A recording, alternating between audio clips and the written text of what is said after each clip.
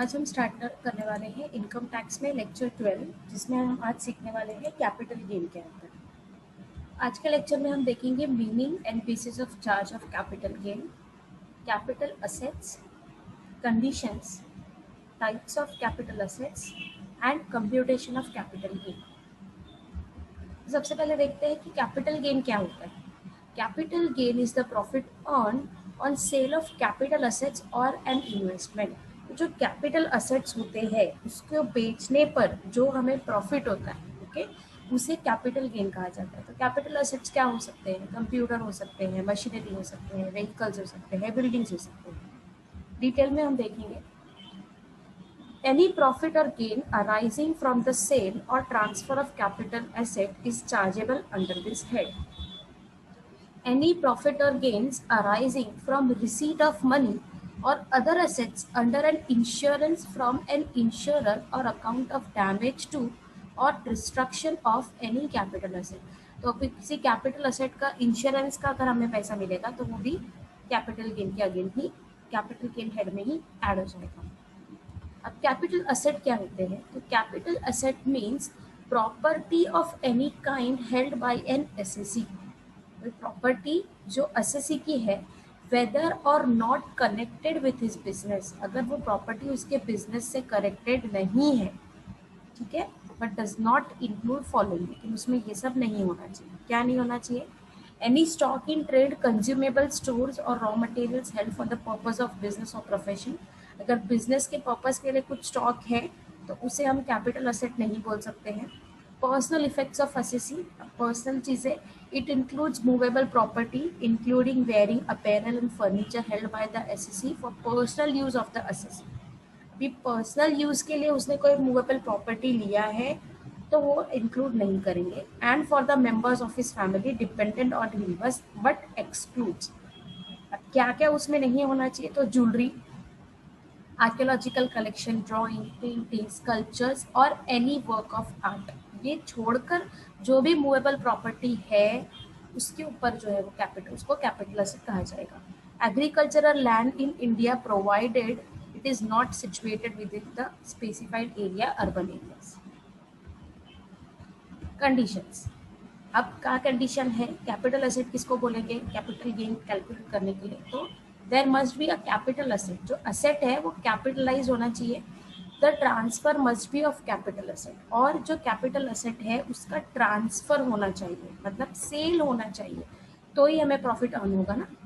The transfer must have been taken place during the previous year. अगर previous year में उसका cell हुआ है, उसका प्रॉफिट हुआ है, तो उसको कैपिटल गेन कहा जाएगा। The transfer of such capital asset must give rise to profit or gain. Profit होना चाहिए या गेन में प्रॉफिट भी आ सकता है और लॉस भी आ सकता है। तो जो ट्रांसफर हुआ है, जो सेल हुआ है, उस पर प्रॉफिट या लॉस होना चाहिए, तो उसको कैपिटल गेन के अंदर हम लोग ले सकते हैं। Capital asset must be transferred, मतलब it includes a sale, exchange और रिलिंग्विशमेंट ऑफ द असेट और extinguishment if any right or the compulsory acquisition under the law on conversion of the asset into stock in trade। यहाँ पर transfer मतलब cell होना चाहिए या exchange होना चाहिए। The following are not consider as transfer. अभी कौन सी ऐसी चीज़ है जिसको ट्रांसफर नहीं कहा जाएगा? Transfer of asset in a scheme of amalgamation. अगर अमालगमेशन में किस स्कीम में कुछ एसेट ट्रांसफर हुआ है तो उसको हम लोग कैपिटल एसेट को ट्रांसफर नहीं कहेंगे। Transfer of agricultural land before 1 April 1970। Transfer of debenture और बॉन्ड्स इनटू शेयर्स। अगर डिबेंचर्स या बॉन्ड्स को शेयर में ट्रांसफर किया है तो वो नहीं होगा। Transfer of assets in kind at the time of liquidation. Transfer of asset by a parent company to the own subsidiary company. एक कंपनी है, उसने खुद का ही एक सब्सिडियरी कंपनी ओपन किया है और उधर से इधर ट्रांसफर कर दिया है ऐसे, तो उसको सेल कहा नहीं जाएगा। Transfer of asset under the gift और will. Transfer of capital asset at the time of partition of HUF. Types of capital assets. तो दो टाइप के कैपिटल असेट्स होते हैं, एक होता है शॉर्ट टर्म कैपिटल असेट्स और एक होता है long term capital assets. Actually यहाँ पर लॉन्ग टर्म आएगा, लॉन्ग टर्म कैपिटल असेट्स। अब शॉर्ट टर्म कैपिटल एसेट्स कौन से होते हैं? Other than shares of company, अगर शेयर्स छोड़कर अगर हम बोलेंगे तो जो लेस देन 36 मंथ हमारे पास है, 36 मंथ से कम टाइम पे, तो वो हो जाएगा हमारा शॉर्ट टर्म कैपिटल एसेट। और जो 36 मंथ से ज़्यादा तक हमारे पास है तो वो हो जाएगा लॉन्ग टर्म कैपिटल एसेट। मतलब कोई कैपिटल एसेट जिसको मैंने 4 साल के बाद बेच दिया, मतलब 48 मंथ्स की बात बेच है, तो वो लॉन्ग टर्म हो जाएगा। लेकिन अगर 2 साल में ही बेच दिया, मैंने परचेज किया था और उसके 2 साल में ही बेच दिया, तो वो हो जाएगा शॉर्ट टर्म कैपिटल एसेट। ये हो गया अदर देन शेयर्स। नेक्स्ट है लिस्टेड सिक्योरिटीज और यूनिट्स इन यूटीआई और जीरो कूपन बॉन्ड्स। तो लिस्टेड सिक्योरिटीज के लिए है लेस देन 12 मंथ्स लिया है, लिस्टेड शेयर्स है, लिस्टेड डिबेंचर्स है। तो लेस देन 12 मंथ्स अगर हमको हो गए हैं तो वो हो जाएगा शॉर्ट टर्म, और 12 महीने से ज़्यादा हमारे पास है तो वो हो जाएगा लॉन्ग टर्म कैपिटल एसेट। और अगर अनलिस्टेड सिक्योरिटीज़ है तो उसके लिए 24 मंथ्स का क्राइटेरिया है, मतलब लेस देन 24 मंथ्स है तो हो जाएगा शॉर्ट टर्म कैपिटल एसेट, और अगर मोर देन 24 मंथ्स हमारे पास है तो वो हो जाएगा long term capital asset. Depending of two types of capital assets there are two types of capital gains. तो कैपिटल गेन भी दो टाइप के होते हैं, एक होता है लॉन्ग टर्म कैपिटल गेन और एक होता है short term capital gain. Calculating the period of holding, अब कितने साल तक था वो हमारे पास, कितने मंथ तक था, तो वो पीरियड कैसे कैलकुलेट करेंगे? It starts from the day when the asset is acquired by the assessee. तो उसका स्टार्ट कब होता है? जब मैंने असेट परचेज कर लिया, असेट ले लिया, तो वो हो जाएगा मेरा date of purchase, and ends on the day when it is sold, disposed of और ट्रांसफर। तो जो दिन पे मैंने सेल किया है या डिस्पोज ऑफ किया है या ट्रांसफर किया है, तो उसका जो ड्यूरेशन हो जाएगा उसके हिसाब से हम लोग कैलकुलेट करेंगे कि वो कितने मंथ्स हमारे पास था असेट, कैपिटल असेट कितने मंथ हमारे पास था। अगर वो हमारे लिमिट के ऊपर है तो वो हो जाएगा हमारा कैपिटल असेट लॉन्ग टर्म, और अगर वो हमारे मंथ्स के लिमिट के नीचे है तो हो जाएगा हमारा short term. Discuss the liability to taxation of capital gain and determine whether there is a short-term capital gain or long-term capital gain. Mr. Ram had purchased a house property in Dadar on 31st October 2010. 2010 में 31 अक्टूबर 2010 में उन्होंने एक house property purchase किया है और उन्होंने mister Shyam को cell किया है 23 जनवरी 2013 में। तो यहाँ पर अभी कैपिटल असेट है हमारा, अदर देन सिक्योरिटीज़ है, ओके, अदर देन शेयर्स है, तो इसके ऊपर 36 मंथ्स वाला हमारा फंडा लगने वाला है। तो 31 जनवरी 2010 में परचेज किया और सेल किया है 23 जनवरी 2013, तो यहाँ पर 36 मंथ्स पूरे नहीं हुए, ओके, 23 जनवरी हो गया ना। अगर ये 31 जनवरी रहता तो हमारे 36 मंथ्स हो जाते, तो ये हो जाएगा हमारा short term capital gain. Similarly, second है Mr. Vineet purchased shares of Mrs. XYZ refineries on 10th January 2011। अभी यहाँ पर शेयर्स परचेज किया है, हम लोग मान के चलते हैं कि ये लिस्टेड शेयर्स है, तो 12 मंथ्स का क्राइटेरिया अप्लाई होता है। तो 2011 में उसने परचेज किया है और 9 जुलाई 2012 में सेल किया है, तो इसका एक साल तो 10 जनवरी 2012 में ही हो गया था, फिर भी उन्होंने जुलाई तक सेल किया है, जुलाई में, मतलब और 6 महीना। तो ये यहाँ पर क्या हो गया है हमारा, 12 महीने से ज़्यादा हो गया, तो क्या हो जाएगा long term capital gain as the period is more than 12 months. Computation of capital gain under section 48, calculation कैसे किया जाता है? Steps for calculating short term capital gain. अभी शॉर्ट टर्म कैपिटल गेन कैसे कैलकुलेट होता है? सबसे पहले हमें निकालना है full value of consideration. Full value of consideration निकालने के बाद उसमें से वो जो एसेट है उस पर एक्सपेंस जो हुआ है ट्रांसफ़र के टाइम पे, वो एक्सपेंस लेस कर देंगे तो हमें मिल जाएगा नेट कंसिडरेशन। नेट कंसिडरेशन में से हम लोग cost of acquisition and cost of improvement less करेंगे। अब कॉस्ट ऑफ एक्विजिशन क्या होता है? तो जैसे मैंने परचेज किया तो मैंने एक्वायर करने के समय कुछ खर्चा किया रहेगा, तो वो या जितने में मैंने एक्वायर किया है, जो अमाउंट में मैंने एक्वायर किया है, जैसे एक एसेट मैंने 10 लाख में परचेज किया था, तो कॉस्ट ऑफ एक्विजिशन हो जाएगा मेरा 10 लाख, और कॉस्ट ऑफ इम्प्रूवमेंट हो जाएगा, उसको मैंने 10 लाख की चीज़ परचेज करके उसको थोड़ा सुधार दिया, इम्प्रूवमेंट कर दिया, कुछ खर्चा कर दिया, तो समझो 1 लाख का खर्चा कर दिया, तो वो हो जाएगा कॉस्ट ऑफ इम्प्रूवमेंट। तो नेट कंसिडरेशन में से cost of acquisition and cost of improvement less करने के बाद हमें मिल जाएगा शॉर्ट टर्म कैपिटल गेन। तो बिल्कुल ईजी है। फुल वैल्यू ऑफ कंसिडरेशन मतलब कितने में सेल किया, लेस उसमें से कितना ट्रांसफर के लिए कुछ एक्सपेंस हो गया, कमीशन दे दिया, ब्रोकरेज दे दिया कुछ, तो वो लेस कर देंगे तो हमें मिल जाएगा नेट कंसिडरेशन। उसमें से हमारा परचेज कॉस्ट कितना था और इम्प्रूवमेंट कॉस्ट कितना हुआ था वो लेस कर देंगे तो हमें मिल जाएगा short term capital gain. Explanation of terms जो हमने अभी देखा उसका एक्सप्लेनेशन देखा। फुल वैल्यू ऑफ कंसिडरेशन मतलब क्या, द कंसिडरेशन रिसीव्ड और to be received by the seller in exchange of his asset, जो अमाउंट उसको मिलने वाला है सेल करने पे या मिल चुका है, विच ही हैज ट्रांसफर, तो उसने सेल किया उसने ट्रांसफर किया तो जो अमाउंट उसको मिला उसको कहेंगे हम full value of consideration. Capital gains are chargeable to tax in the year of transfer even if no consideration has been received. Cost of transfer or transfer expense means what? It includes commission or brokerage, stamp duty, registration charges. एक property का ही example ले लेते हैं। अगर मुझे कोई property cell करना है तो आज के टाइम में बिना ब्रोकर के तो सेल ही नहीं कर पाते हम लोग कुछ। तो मुझे सेल करना है तो मैंने एक ब्रोकरेज दे दिया है या कुछ कमीशन दे दिया है, स्टैम्प ड्यूटी दे दिया है, तो उसमें से जो भी हमारा फुल वैल्यू ऑफ कंसिडरेशन है उसके जो भी एक्सपेंस हमारे हुए वो एक्सपेंस हमें लेस करना है। आगे है cost of acquisition. It is the value eight which an asset acquired by the SSC, मतलब एसएससी ने कौन से प्राइस पर उसे परचेज किया था। और कॉस्ट ऑफ इम्प्रूवमेंट जैसे मैंने बताया, expenses incurred to make improvements to the capital asset by the seller, example alteration, repairs, etc. Note that improvements made before 1st April 2001 is never taken into consideration. अगर कोई improvement अप्रैल 2001 से पहले किया गया तो वो हम लोग लेस नहीं कर सकते। अब ये हमने देखा कि शॉर्ट टर्म कैपिटल गेन का कैलकुलेशन कैसे किया जाता है, लॉन्ग टर्म कैपिटल गेन का कैलकुलेशन कैसे किया जाता है वो भी बिल्कुल ईजी है, सिर्फ कुछ टर्म्स इसमें ऐड हो गए। सबसे पहले आ जाएगा फुल वैल्यू ऑफ कंसिडरेशन, जो हमने देखा जो अमाउंट पे हमने सेल किया है ट्रांसफर किया है उसमें से लेस कर देंगे ट्रांसफर का एक्सपेंस, जो भी ट्रांसफर के टाइम पे हमारे एक्सपेंस हुआ तो वो लेस हो जाएगा तो हमें मिल जाएगा नेट कंसिडरेशन। नेट कंसिडरेशन के पास हमें निकालना है indexed cost of acquisition.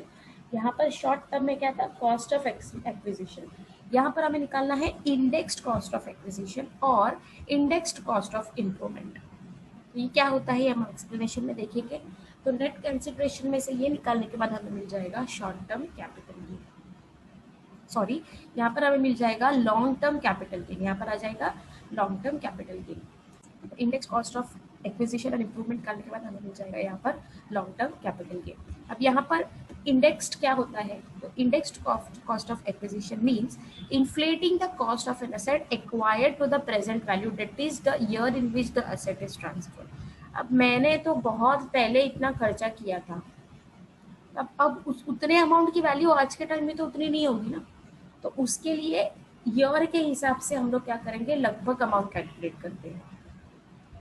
If assessee acquired the property before 1st अप्रैल 2001 और अगर असेसी ने 1 अप्रैल 2001 के बाद लिया है तो इंडेक्स कॉस्ट ऑफ एक्विजिशन कैसे निकालते हैं, index cost of acquisition is equals to actual cost और fair market value whichever is higher. Actual cost और फेयर मार्केट वैल्यू दोनों में से जो ज़्यादा रहेगा वो लेना है, multiplied by CII of the year in which asset sold. CII निकालना है जो साल में उसका असेट सेल हुआ है डिवाइडेड बाय 100। अगर 1 अप्रैल 2001 से पहले अगर उसने एक्वायर किया है एसेट तो, और अगर 1 अप्रैल 2001 के बाद हुआ है तो index cost of acquisition is equals to cost of acquisition into index of the year of transfer divided by index of the year of acquisition. कौन से ईयर में ट्रांसफर हुआ है उसका इंडेक्स और कौन सी ईयर में एक्वायर हुआ है उसका इंडेक्स। अब ये इंडेक्स कैसे निकाला जाता है, तो इंडेक्स वैल्यू हमें दिया हुआ रहता है 2001 से लेके ना, इंडेक्स का जो भी वैल्यू है वो हमें दिया हुआ है। Index cost of any improvement, यहाँ पर इंडेक्स कॉस्ट ऑफ इम्प्रूवमेंट देख रहे हैं हम लोग कैसे निकालते हैं। Index cost of any improvement is an amount which bears to the cost of improvement the same proportion as cost inflation index for the year in which the asset is transferred pairs to the cost inflation index for the year in which the improvement to the asset took place. तब यहाँ पर भी same है, अगर जो improvement है वो 1 अप्रैल 2000 पहले से किया है या 1 अप्रैल 2000 बाद में किया है, तो if improvement incurred before 1 April 2001 should be ignored. तो अगर उसका जो भी इम्प्रूवमेंट है 1 अप्रैल 2001 से पहले किया है तो उसको इग्नोर करना है, लेकिन अगर उस पर जो भी हमने खर्चा किया है इम्प्रूवमेंट पे 1 अप्रैल 2001 के बाद किया है तो cost of improvement multiplied by index of the year of transfer divided by index of the year of improvement. तो यहाँ पर हम जब प्रैक्टिकली करेंगे तो हमें क्लियरली समझ में आ जाएगा। कॉस्ट इन्फ्लेशन इंडेक्स क्या होता है?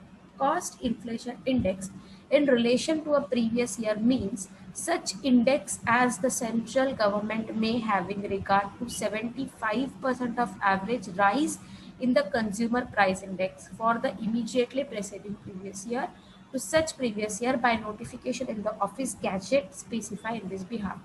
Such cost inflation index is published by central government. It is created with 2001 and 2 as base year and the value is taken as given. ये क्या होता है देखो, 2001-2 में जो 100 रुपीज का वैल्यू था ना वो 2002 और 3 में 105 हो गया, और 2020-21 में वो 100 रुपीज की वैल्यू चीज का 301 रुपये हो गया वैल्यू। उसी तरह अगर मैंने 2004 में मेरे किसी एसेट के ऊपर 10,000 का कर्जा किया है तो 2021 में वो वैल्यू क्या हो जाएगा, तो क्रॉस मल्टीप्लिकेशन करके हमें पता चलेगा कि अगर किसी चीज़ का वैल्यू 2001 में 10,000 था तो 2020-21 में वो 30,000 के अराउंड होने वाला है। तो इस तरह हम लोग इंडेक्स जो है वो अमाउंट निकालते हैं to calculate long term capital gain. Indexed cost of acquisition has to be ascertained with reference to the date of acquisition and not with reference to the date when such asset became a capital asset। तब यहाँ पर जब capital asset वो asset बन गया है तभी नहीं, जब हमने परचेज किया है वो असेट उस डेट से उसका कैलकुलेशन किया जाता है। केस स्टडी देखते हैं। Mister Divesh had purchased a golden ring as on 17th August 2017 फॉर ₹20,000। 20,000 का एक गोल्ड का रिंग परचेज किया उसने 17 अगस्त 2017 में, और 1 मई 2018 को ही seen a diamond on it costing ₹25,000। अब उसने क्या कर दिया है, मई में उसको इम्प्रूवमेंट कर दिया, एक्चुअली 25,000 का डायमंड लगा दिया। अब 1 अगस्त 2018 को ही sold such ring for ₹80,000 and incurred brokerage for arranging customer 5,000। Compute capital. सबसे पहले अपने हमें देखना पड़ेगा कि ये शॉर्ट टर्म है या लॉन्ग टर्म है, उसके हिसाब से हम लोग उसका कैपिटल गेन कैलकुलेट करेंगे। अभी देखो सेल कंसिडरेशन, सेल कितने में किया है मैंने, टोटल सेल हो गया है मेरा 80,000, तो मेरा सेल कंसिडरेशन हो गया 80,000। अब वो सेल करने के लिए मैंने ब्रोकरेज पे किया 5,000 लेस ट्रांसफर 5,000, तो मेरा नेट कंसिडरेशन कितना हो गया 75,000। अब यहाँ पर हम देखेंगे कि cost of acquisition and cost of improvement कितना है। तो नेट कंसिडरेशन में कॉस्ट ऑफ एक्विजिशन 20,000 में परचेज किया था और 25,000 का डायमंड लगा है, तो यहाँ क्या मतलब 45,000 टोटल मेरा कॉस्ट हो गया। तो शॉर्ट टर्म कैपिटल गेन हमारा हो जाएगा 75,000 माइनस 45,000 इज इक्वल्स टू 30,000। 17 अगस्त 2017 को परचेज किया, 1 अगस्त 2018 को सेल किया, मतलब 12 महीने भी नहीं था वो प्रोडक्ट हमारे पास में, तो ये हमारा क्या हो गया है short term capital gain. Similarly case study 2 देखते हैं।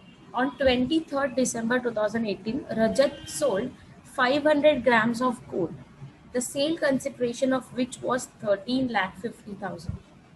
13,50,000 है सेल कंसिडरेशन, मतलब कितने में सेल किया है उसने 13,50,000 में।